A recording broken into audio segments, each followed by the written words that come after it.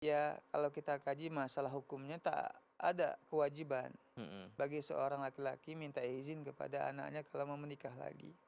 Mhm. Artinya kalau dia menikah tanpa izin istrinya, tanpa izin anak-anaknya, Mhm. ya, maka pernikahannya itu sah. Mhm. Hanya saja butuh memang komunikasi Mhm. agar terjalin ya apa namanya keharmonisan keluarga itu masih terjaga. Mhm.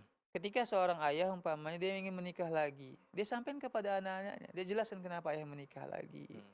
Ya, jelaskan saja sama anak ketika anak sudah mulai memahami dan dewasa dalam Mhm. masalah Iya. ini. Supaya apa biar anaknya mengerti, Mhm. ya, kemudian juga istri juga mengerti, sehingga mereka nggak benci kepada ayah, Mhm. gitu. Iya.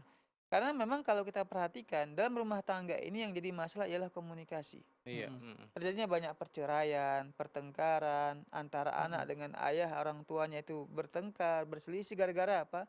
Komunikasi yang kurang kurang baik. Iya. Mhm. Maka dengan cara seorang suami di sini membangun komunikasi yang baik dengan istrinya, dengan anak-anaknya, maka insya Allah akan menjadi langgeng rumah tangga mereka. Mhm. Iya. Jadi sekali lagi kita tegaskan bahwa nggak wajib memang Mhm. hukumnya dan tetap sah pernikahannya kalau seandainya seorang laki-laki itu menikah Tanpa tanpa izin. izin anak maupun istrinya. Mhm. Tapi alangkah baiknya dia memberikan pengertian kepada Iya. anak istrinya. Iya. Sehingga mereka juga mengerti dan bisa memahami dan hubungan keluarga mereka menjadi hubungan yang sangat harmonis insya Allah.